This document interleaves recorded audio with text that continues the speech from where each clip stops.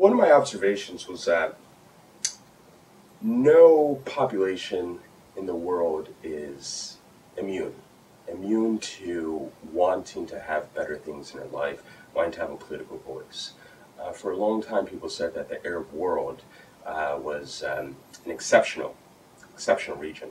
So by exceptional, that means that they would posit, many people would posit different reasons as to why the Arab world was exceptional. They would say that due to the impact of Islam, they were more accepting of a more medievalist type of system, or due to the Arab tribal structure, a strong man was much more acceptable. So this region, according to the argument, was very immune to these waves of democratization and also the need for political representation, you could say, spread around the world after the French Revolution. But I found this to be obviously not the case, as we all know. I mean, in the Middle East, the people, they accepted, to a certain extent, they accepted their governments, not giving them as many rights as perhaps they wanted, but in lieu of that, the way that the Arab social contract was formed was that they would get either subsidized foodstuffs, or if we look at the Gulf context, then they would get low-cost energy or extremely low-priced energy, and also subsidized healthcare, education, and so on. So the social contract had a different form depending on which country it was, but that was the base of Arab society, or the basis of Arab society for several decades. And for several decades, it more or less kept at peace. Now, of course, there were challenges. This is one thing that I think that really needs to be understood quite well, is that for the Arab social contract to continue to be a viable model, the government would have to keep its side of the bargain, and then the people would mute their demands. But I see that this is not the case now. I see that many of the people, they're demanding a voice, and I think what's going to happen is we're going to start to see the state moving away a bit from some of its more paternalistic obligations, and then perhaps giving people a much more increased voice. Now, this will happen gradually in certain places, and it might happen much more rapidly in other countries, and it might be marked by violence, as in Libya and Syria, and in other countries it may not really be typified by violent action. It may be more of a slower process, but we start to see this type of trend happening all over the region. My key recommendation is making people feel as if they're part of the system.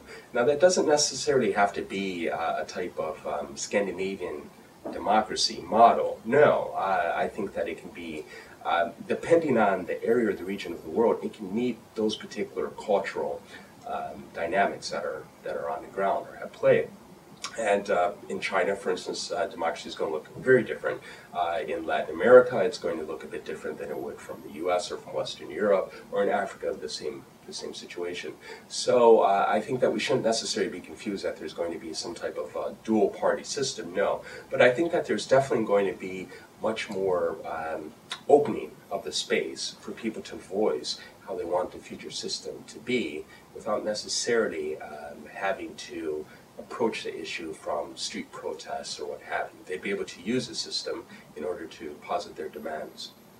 What I've been working on now is I've been looking at how the energy sector in the Middle East has, or its role in state formation. Okay. So that's my overall research topic. And the way that I am looking at it is that I'm looking at how the energy sector has been used as a base of economic development, industrialization, and modernization in oil-producing countries, and how many different governments in the region are using this sector in order to either modernize their economies at a very fast clip, such as we see in Qatar or in the UAE, or whether they're just using this as a type of redistributive instrument without necessarily having any type of growth or sustainable growth, actually, I could say. So I'm looking at how the different countries are utilizing their natural resources, whether it's being done in a much more viable way to support future growth and change in the economy, or whether it's more or less keeping the status quo. So that's one thing. And the way that it's tied in to the current Arab Spring, as they call it, is simply because many of the governments in the region, or many of the countries, are actually going to have, they're going to reach a fork in the road. Okay, and this fork in the road encompasses either there's going to be a type of, at the end of this, when all this is over, there's either going to be some type of system that's developed whereby you would have a type of democracy in, let's say, most of the countries or many of the countries, but it may be a type of Louisiana or Chicago-style politics, which is what we call ward-style politics, which means that you have a type of demagogue, more or less. He goes to the people and he promises them that if he is elected, that he will give them access to certain resources and so on and so forth, without giving thought to the wider national concerns or the wider interests of the nation. And this type of politics, is characterized by corruption, oftentimes, and the ignorance of the people playing on their ignorance or their fears or what have you. And this can actually increase the financial burden which are on many of the Arab states right now, in a sense that you could have some type of leader, or let's say when he's attempting to be elected, when he's running, he might say that I will be the one, more or less, to put simplistically, I will be the one to give you the most money, or I'll be the one to give you the most access to resources, or so on and so forth, but then the budget may not be able to handle that. I actually came across something very interesting, and it was actually about a month or so ago. And I started to look at the energy independence policies of the Western countries and also some of the emerging markets as well. So if we look at China and to a lesser extent India. And I saw that there's a type of correlation between the energy independence policies, the international increase in the price of basic foodstuffs, and also social instability. And there was a type of correlation between these three. And I mean, I'm not saying that there's necessarily a causation, but definitely there's a type of correlation. If we look at the protests initially, most of the Arab protests dealt with corruption. They dealt with economic concerns. And then this transition into later anti-government antipathy and so on. But initially it was basic economic grievances, and that the government was not being able to undertake its economic duty as it should have been.